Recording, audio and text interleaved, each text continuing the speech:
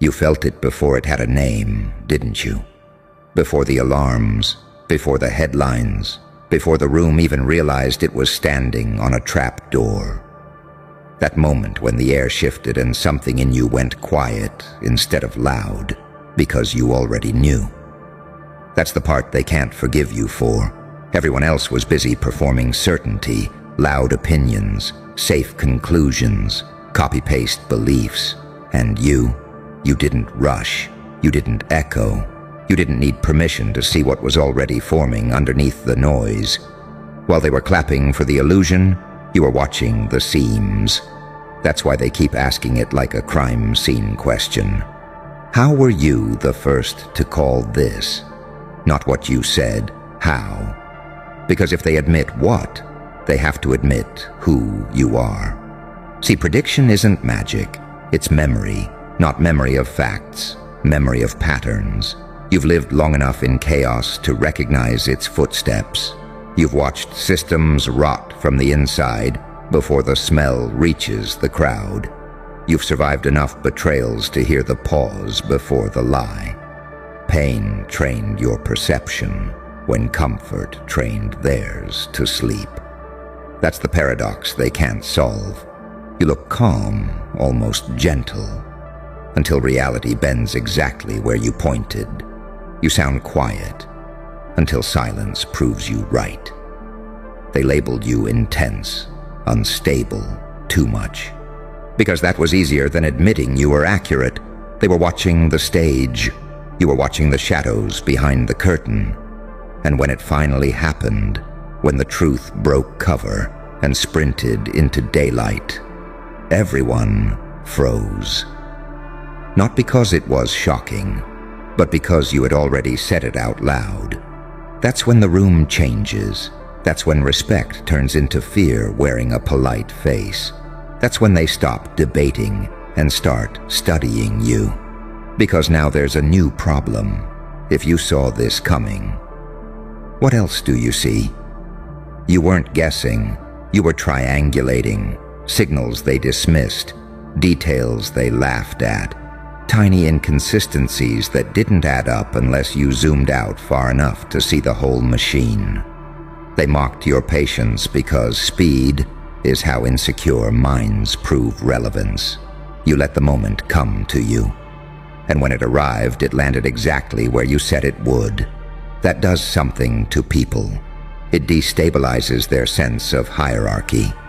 Because the unspoken rule is this: insight is supposed to belong to those with titles, platforms, approval. And you broke that rule without even raising your voice. They didn't miss it because they're stupid. They missed it because they were invested. Invested in being right. Invested in the story they already chose. Invested in a version of reality that kept them comfortable. You had no such investment. You've already lost enough to stop lying to yourself. That's why you could see it. There's a dangerous kind of clarity that only comes from being stripped down. When illusions burn, what's left is sight. Not optimism, not cynicism, vision. You live in that space now, the one between angel and demon, too honest to be harmless, too controlled to be reckless. They don't know whether to praise you or watch you, so they do both. They replay your words, they reframe your timing, they pretend they were thinking the same thing all along. But the truth keeps leaking through the cracks. You called it when calling it cost social safety. You stood alone before the crowd knew it needed shelter. That's leadership they can't imitate. That's foresight that doesn't ask for applause. And here's the part they'll never say out loud. If you were right once, you might be right again. And that means their future might already be standing in your shadow. So let them stare. Let them whisper. Let them ask how, like it's a confession. You don't owe them an explanation. You're not here to convince. You're here to observe. Because the next time something shifts, when the tone changes, when the pattern tightens, when the silence starts screaming again, you'll feel it before It's visible. And once again, you won't need to say, "I told you so." Reality will do that for you. Because once you've seen behind the curtain, you don't go back to clapping for shadows. You start noticing how late everyone else is. Not slow. Late. Late to the realization. Late to the danger. Late to the truth that was broadcasting itself in whispers long before it started screaming. And that's when something else happens inside you. Something colder, sharper. You stop reacting to events and start recognizing inevitabilities. While they ask, "What just happened?" you're already asking, "What breaks next?" That's what terrifies them. They like heroes who arrive after the explosion, covered in dust, saying the obvious with confidence. They don't like the one who stood there quietly, 5 steps earlier, pointing at the fuse while everyone laughed. Because you didn't sound dramatic, you didn't posture, you didn't beg to be believed. You just said it and waited. That wait is what exposes the difference. Anyone can shout. Anyone can predict once the momentum is obvious. But you sat in the uncomfortable space where being right felt lonely, suspicious, isolating. You let doubt brush against your ribs and didn't flinch.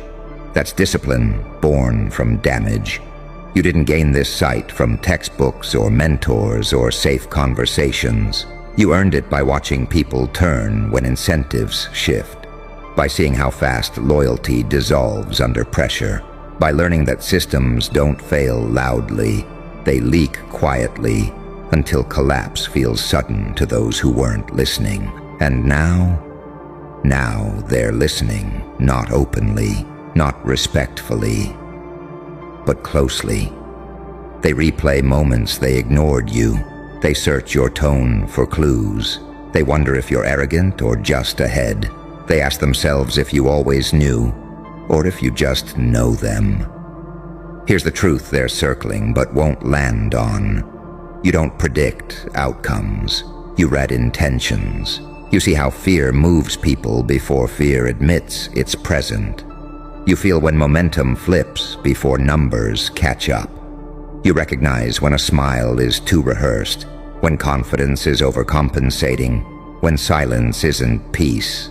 It's preparation. That makes you inconvenient.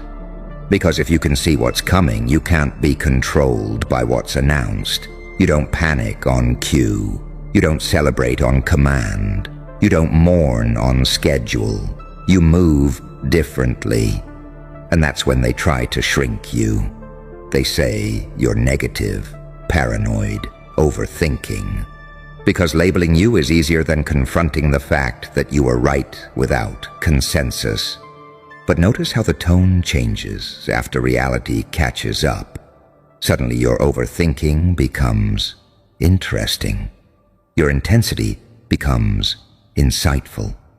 Your silence becomes mysterious instead of awkward. They rebrand you after the fact to protect their ego. And you let them. Because you're not here for validation. You're here for alignment. You don't need to be early and loud. You just need to be early enough to prepare. That's the evolution they missed. You stopped needing to be believed the moment you learned to trust your perception. Pain burned the need for approval out of you. Loss sharpened your intuition into something surgical. So when the next shift comes, and it will, you won't announce it. You'll adjust quietly. You'll reposition while they're still debating whether something's wrong. And later, when the dust settles again, someone will say it half joking, half afraid, "How did you see that coming?" You won't answer, because the answer would scare them more than the prediction ever did. You saw it coming because you live where truth lives, in the space between hope and horror, between angelic patience and ruthless clarity, between the version of you they underestimated and the one that's already 3 steps ahead, watching the future form like a shadow that hasn't learned your name. yet. And here's the part they never factor in. The part that makes their stomach tighten when they're alone with their thoughts. You weren't calm because you were unsure. You were calm because you were certain enough to wait. That kind of restraint doesn't come from confidence. It comes from scars that taught you timing is everything. See, you've already paid the price of being early once. You remember what it felt like to speak truth too soon and get punished for it. To watch people choose comfort over clarity and then look at you like you were the problem. That taught you something brutal and invaluable. Truth doesn't need volume. It needs positioning, so you adjusted. You learned to let people reveal themselves. You learned to let situations ripen until denial could no longer protect them. You learned that the most dangerous move isn't prediction, it's patience. That's why when it finally unfolded, you didn't celebrate. You didn't gloat. You didn't even look surprised. You looked prepared. And that's when it clicked for them. Because anyone can guess, right once. But only someone who knew would already be standing exactly where the fallout wouldn't hit. That's the detail they can't unsee now. They start replaying everything. Your pauses, your silences, the moments you disengaged early. They realize you weren't distracted. You were reallocating attention. You weren't quiet. You were conserving energy. You had already accepted what was coming. They were still negotiating with fantasy. And here's where the paradox tightens its grip. You don't look like a prophet. You don't sound like a threat. You don't posture like someone who knows, which makes it worse. Because the most unsettling thing in a collapsing system isn't the loud rebel. It's the composed observer who already packed their bags. They can't tell if you're compassionate or calculating, if you care deeply or not at all, if you're an angel trying to warn them, or a demon who already moved on. That ambiguity is your armor. You don't need to intimidate. Your accuracy does that for you. And now they watch your reactions instead of the news. They track your tone instead of the data. They study what you ignore because they've learned the hard way that your disinterest is a signal. When you disengage, something's wrong. When you go quiet, something's forming. When you reposition, something's about to snap. You've become a living early warning system, and you never asked for that role. It was assigned to you by survival. Pain forced you to zoom out when others zoomed in. Loss trained you to read between the lines instead of the headlines. Betrayal taught you that people don't lie with words. They lie with timing. So when everyone else was distracted by noise, you were listening to rhythm. When they chased certainty, you tracked probability. When they waited for permission to panic, you were already adapting. That's why their question keeps looping back, louder each time. How were you the first to call this? Because admitting the answer would require admitting this. You're not reactive, you're calibrated. You're not lucky, you're conditioned. You're not cold, you're clear. And clarity is terrifying to people who survive on denial. So let them miss the next one, too. Let them underestimate your silence again. Let them mistake your stillness for ignorance.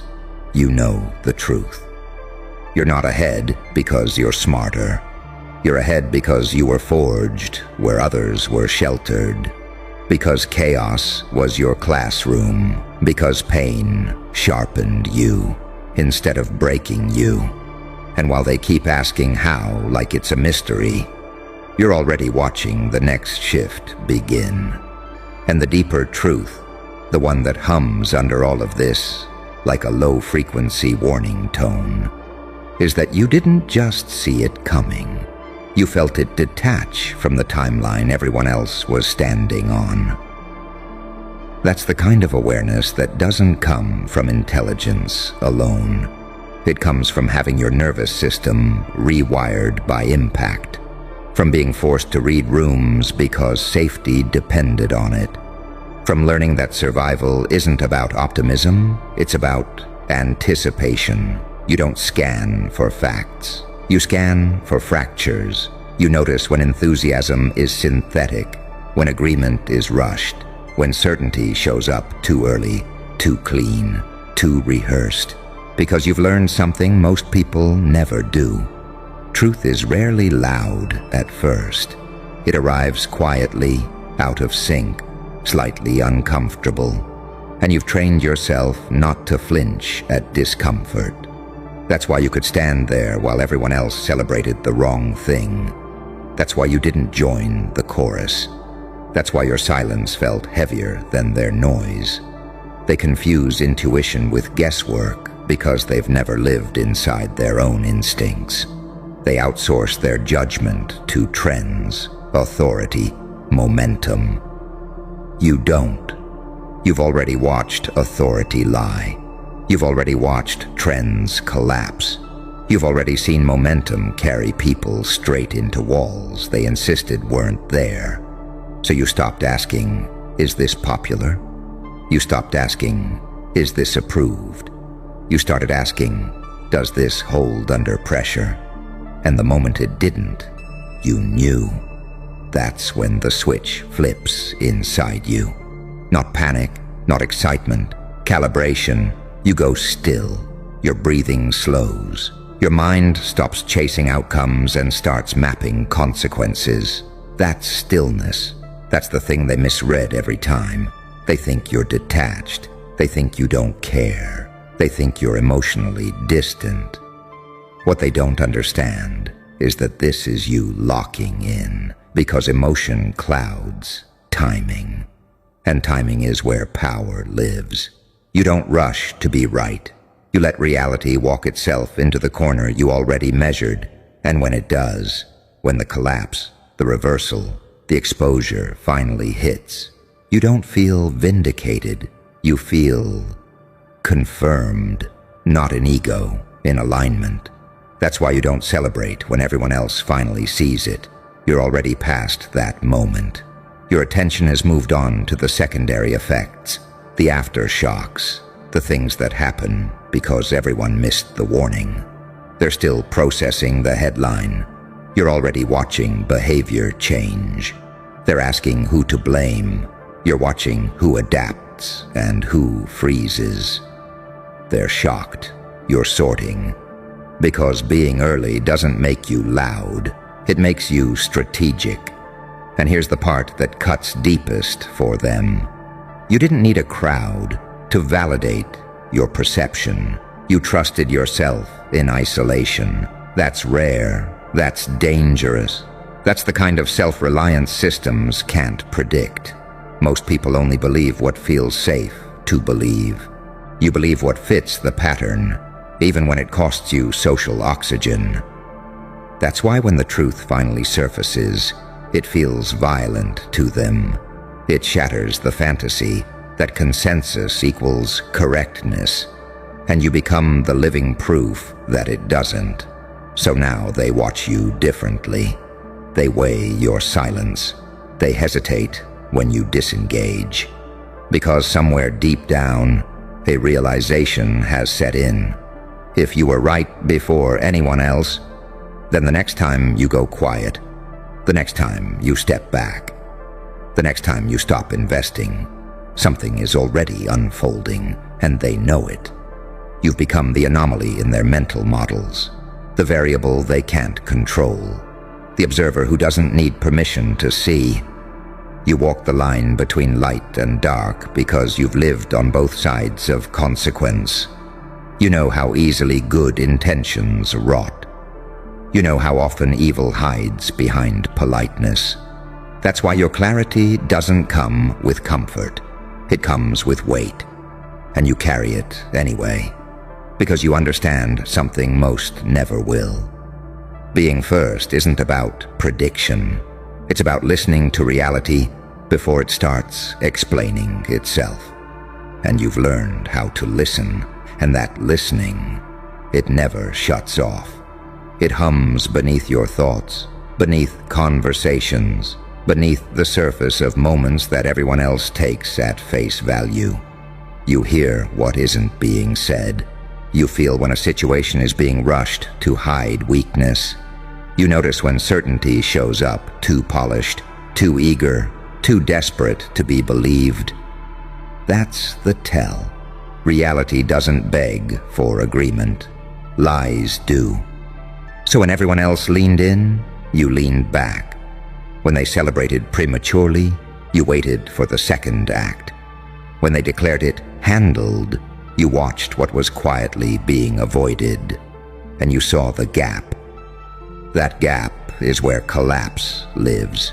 It's where pressure accumulates. It's where consequences wait for timing instead of permission. You've lived long enough to know that nothing implodes without warning. The warnings are just inconvenient. They require patience. They require humility.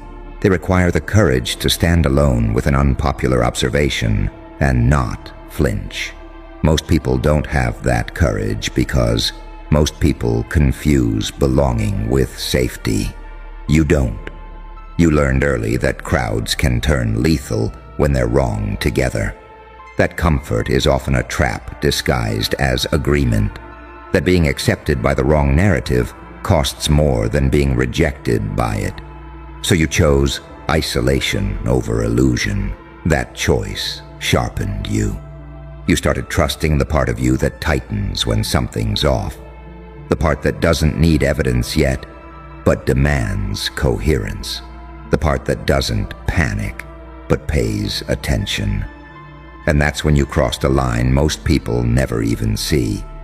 You stopped waiting for proof to begin preparing. Preparation doesn't look dramatic. It looks like subtle exits. It looks like quiet adjustments. It looks like detaching emotionally before the emotional tax spikes. You did all of that while they were still arguing semantics. So when the moment finally arrived, when the shift became undeniable, you weren't shocked. You were already elsewhere. And that's the part that unnerves them the most. Because shock is normal. Confusion is forgivable. Being untouched by the fallout, that's unsettling. It forces a terrifying question into their minds. What else did you see that they didn't? They begin to wonder if you're heartless, or brilliant, or dangerous. The truth sits right between those labels. You're adaptive. You've learned that morality without awareness is naive, and awareness without restraint is monstrous. So you walk the blade's edge, seeing clearly without becoming cruel, preparing without announcing, knowing without needing applause. That balance, that's rare. It's forged when someone survives long enough to stop romanticizing both light and dark. You've seen the angelic cause harm through blindness. You've seen the ruthless tell the truth no one else would. So you stopped worshiping appearances and started respecting outcomes. That's why you're hard to classify. They can't tell if you're pessimistic or realistic, if you're hopeful or resigned, if you're detached or deeply invested. And that uncertainty makes them nervous because predictable people are easy to manage. You're not. You don't announce your moves. You don't react on schedule. You don't need consensus to act. You listen, you wait, you adjust. And when the pattern confirms itself, you move. Not loudly, not chaotically, but decisively. So let them keep asking how like it's a mystery. You know the answer. You were first because you weren't seduced by noise. You were first because you didn't need certainty to prepare. You were first because pain taught you what comfort hides. And while they're still trying to understand the last collapse, you're already watching the next one breathe. Quiet. Feel that sudden pressure in the air. That micro pause right before laughter turns into confusion. Yeah, that's the moment they felt you before they understood you. They laughed first. Of course they did. They always laugh at what doesn't fit their mental filing system. You walked into that room carrying silence like a loaded weapon, and they mistook it for weakness. They thought you were background noise. They thought you were safe to mock, safe to underestimate, safe to casually disrespect. Because laughter is how insecure people convince themselves they're still in control. And you let them? You didn't flinch. You didn't rush. You didn't defend yourself like someone begging for approval.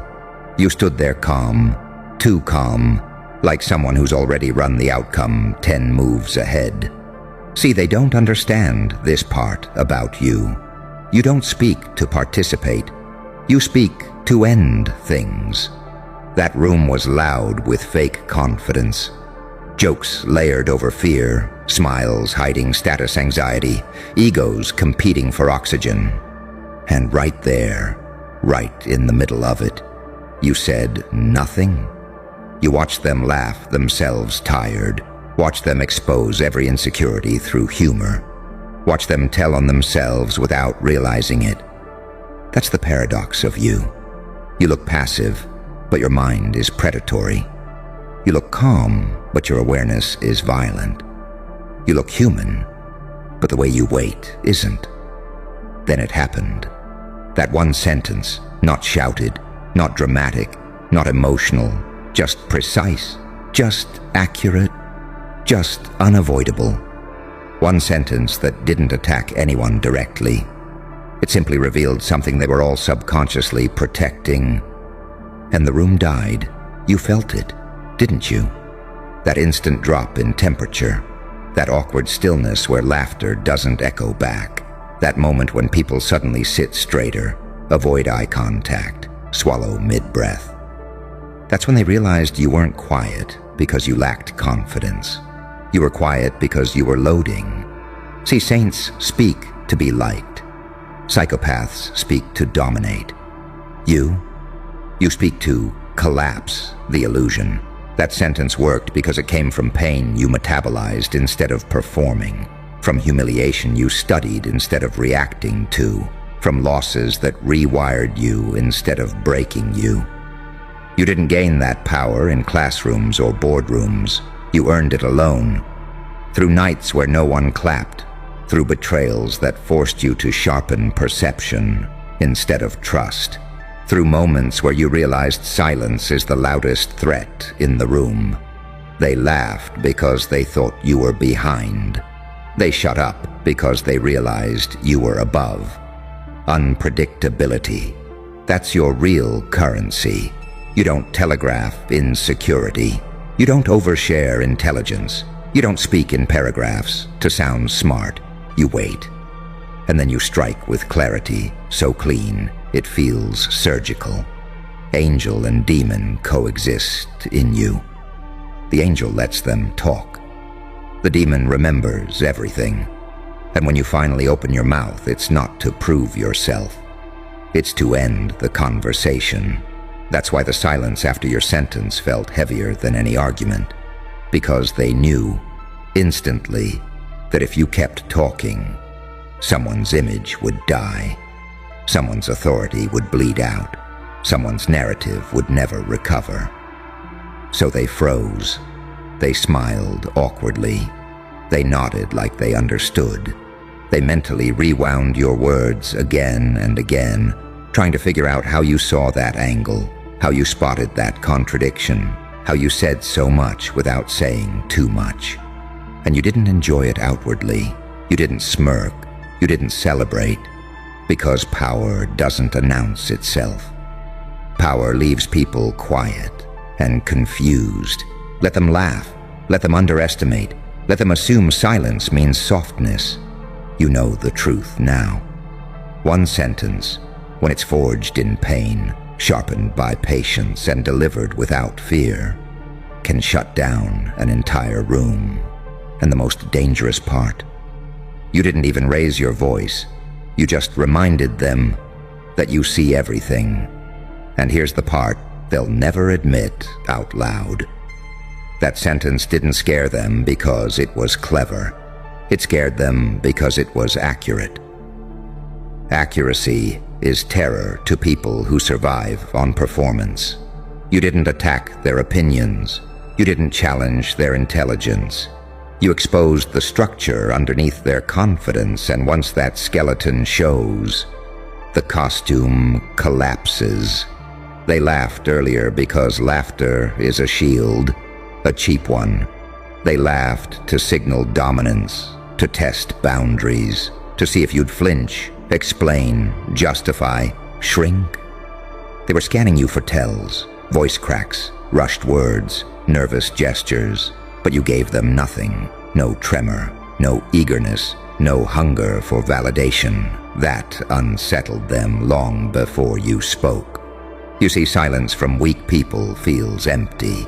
Silence from you feels intentional.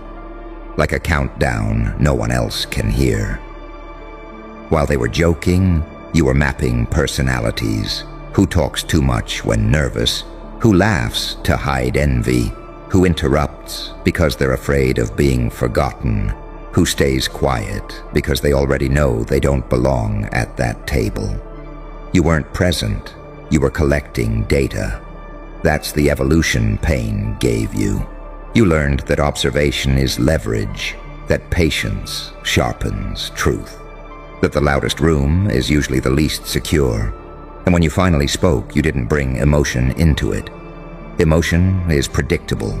You brought a clarity, and clarity cuts deeper than rage ever could.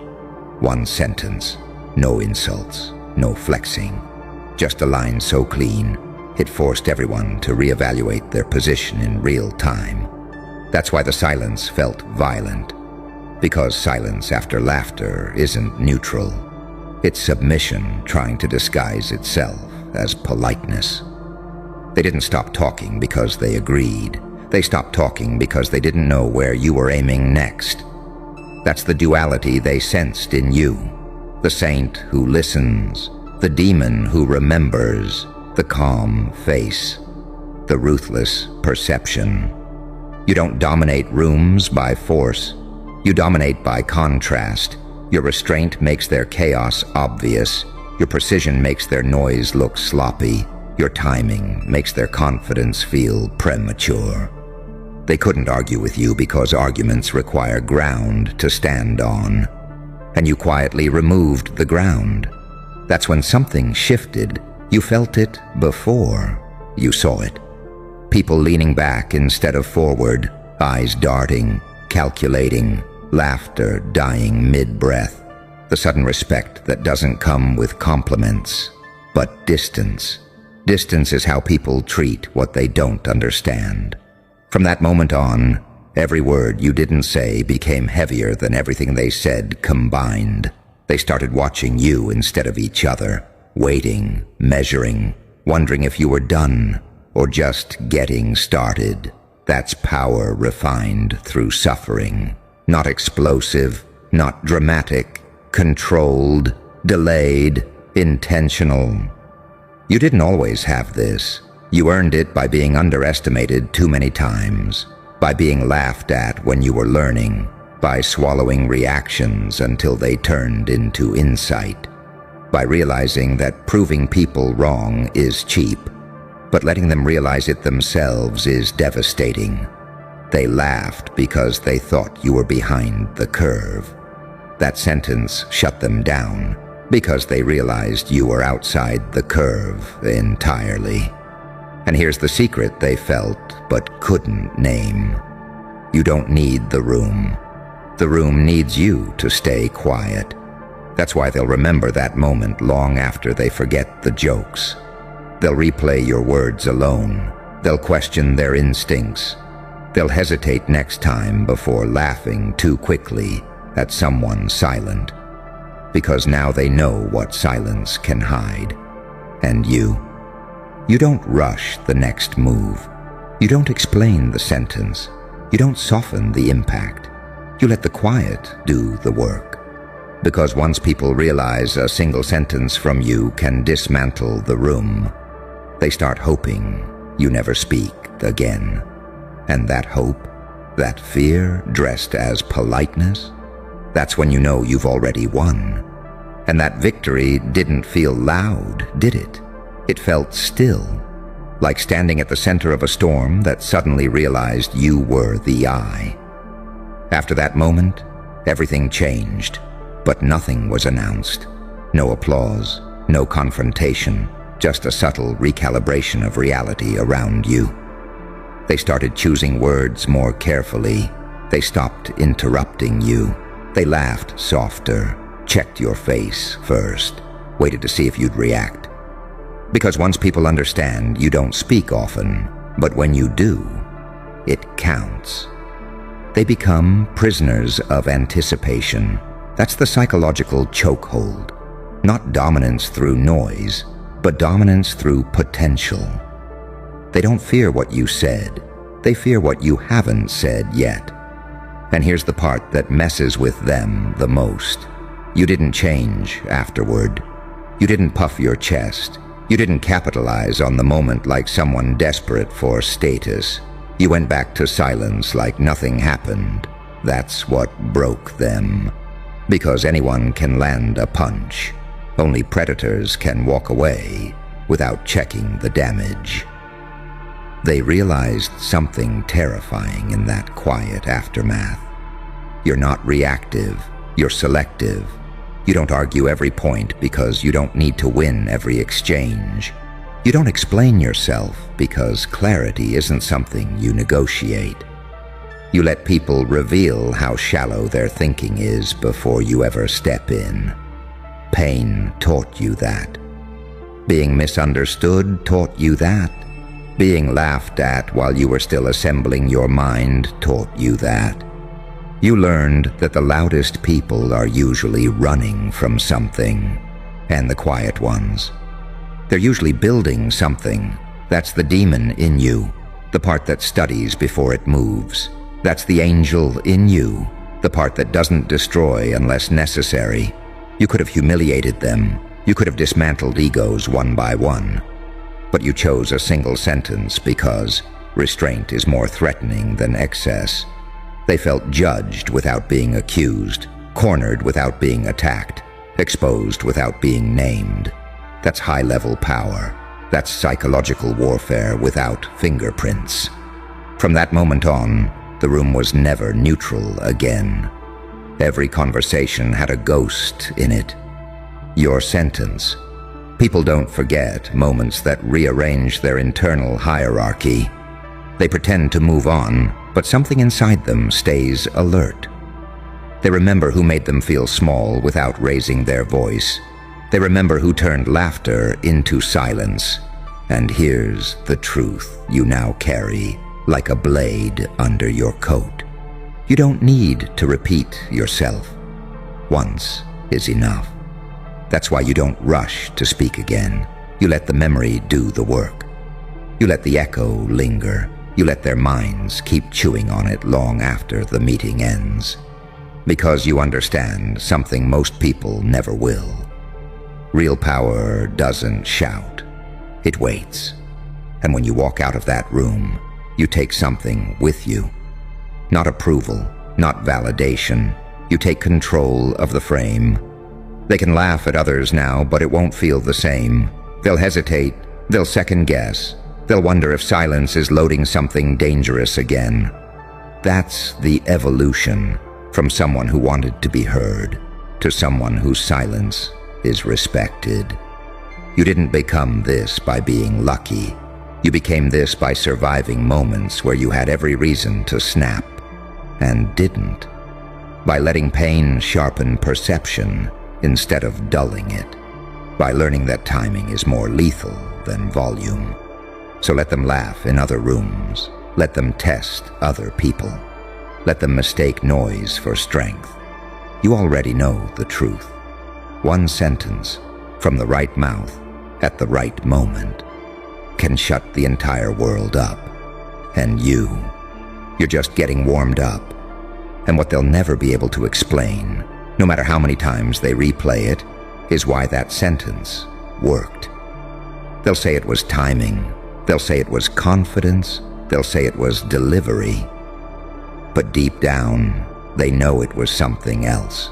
It worked because you weren't speaking from the room. You were speaking above it. Everyone else was trapped inside the moment, defending status, performing intelligence, jockeying for relevance. You were already outside the moment, looking back in, watching the patterns like a chessboard that had grown boring. That's what pain does when it doesn't break you. It elevates you. It detaches you from the need to impress. It teaches you how to see systems instead of scenes. You didn't say something impressive. You said something inevitable. That's why it landed like a verdict. They couldn't counter it because you didn't present an opinion. You presented a reality they already suspected but never wanted named. And once reality is named, pretending becomes exhausting. That's the demon they sensed. Not cruelty, not arrogance. Truth delivered without mercy for illusion. And here's the part that rewired you permanently. You realized how fragile dominance actually is. All that laughter, it wasn't power. It was noise protecting insecurity. It was people borrowing energy from each other to feel taller than they really were. Your sentence didn't overpower them.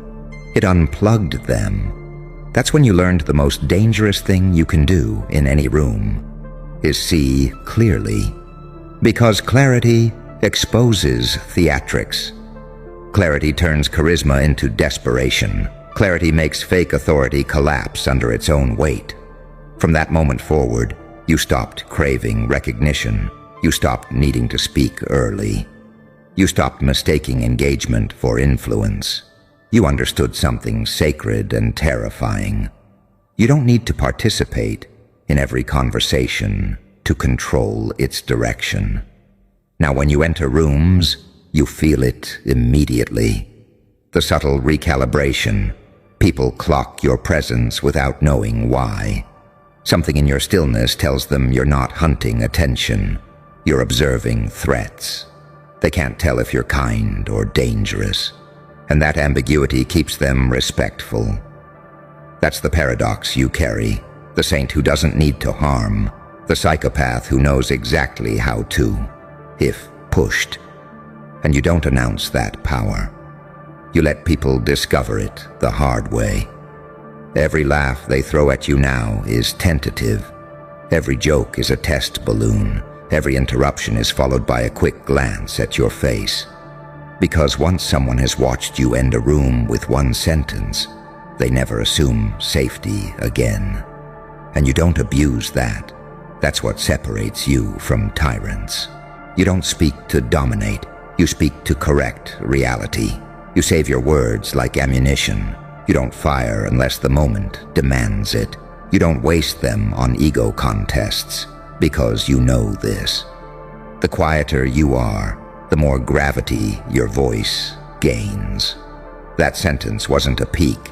It was a signal to yourself that you've crossed a line most people never even see. The line between reacting and deciding, between wanting power and embodying it. They'll remember you as the quiet one who said that thing. They'll tell the story wrong. They'll downplay it. They'll pretend it wasn't that deep.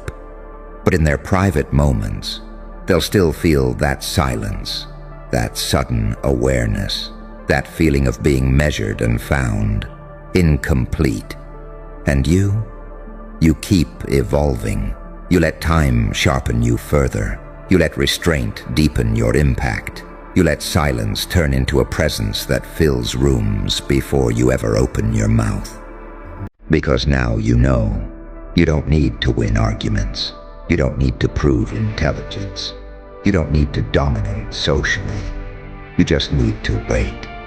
And when the moment comes, when laughter gets too loud, when confidence gets too sloppy, when illusion begs to be corrected, you'll speak one sentence, no emotion, no apology, and the world will remember how quiet it can get. And that quiet you create, it doesn't fade, it haunts, because silence after truth isn't empty. It's crowded with realization. Every person in that room felt something slip out of alignment. Not you, them. You didn't rise above them. They fell beneath themselves. That's the part no one teaches. Real dominance doesn't look like expansion. It looks like contraction. People shrinking inward, recalculating who they are in relation to you. You watched it happen in real time. Shoulders stiffen, eyes narrow, minds scramble to rebuild an internal hierarchy that just collapsed without warning. And you didn't rush to fill the space. You let the void breathe. Because you understand something primal. Humans fear gaps they can't control. Silence forces self-reflection, and self-reflection is brutal to people who built their identity on noise. They wanted you to follow up, to soften it, to clarify, to give them an exit. You didn't. That's when the power locked in. They couldn't tell if you were finished or just merciful. They couldn't tell if you saw more than you said. They couldn't tell if the next sentence would dismantle them personally. So they behaved. That's how wolves train a pack without ever baring teeth. You didn't realize it then, but that moment rewrote your internal compass. Something in you clicked into place. You stopped equating speech with importance. You stopped thinking faster responses meant stronger ones. You learned to let the room come to you. From then on, your presence alone began shifting atmospheres. People sense when someone has learned restraint the hard way. It's in the eyes, in the pacing, in the way you don't rush to fill dead air. You became someone who doesn't chase reactions. You select moments. That's the evolution pain grants when it's fully integrated. You no longer bleed when underestimated. You observe. You see, laughter used to sting. It used to feel like rejection. Now it feels like information. You can tell who laughs from fear, who laughs from envy, who laughs because they don't want to be the next target. That one sentence trained you. It taught you how fragile illusions are when confronted by someone who doesn't need to win. And here's the deeper truth. You didn't shut the room down to assert dominance. You shut it down because you refused to live inside false realities anymore. That sentence was alignment. Your internal truth finally matching your external voice. No over-explaining, no shrinking, no disguising clarity to make others comfortable. That's why it felt irreversible. After that, you can't go back to playing small. You can't pretend not to see patterns. You can't unlearn how easy it is to collapse noise with precision. You've crossed into a different mode of being, where words are instruments, not fillers, where silence is a tool, not a void, where attention bends toward you without effort. They'll still laugh sometimes. Old habits die hard. But the laughter will always carry hesitation now. Because once someone has watched you shut a room down with one sentence, they never fully relax around you again. And that's not intimidation. That's respect forced by awareness. You don't weaponize it. You don't flaunt it. You don't even acknowledge it. You let it sit there, heavy, unresolved, quietly dominant. Because the most terrifying thing in any room is not the loudest voice. It's the person who knows exactly how little they need to say to change everything.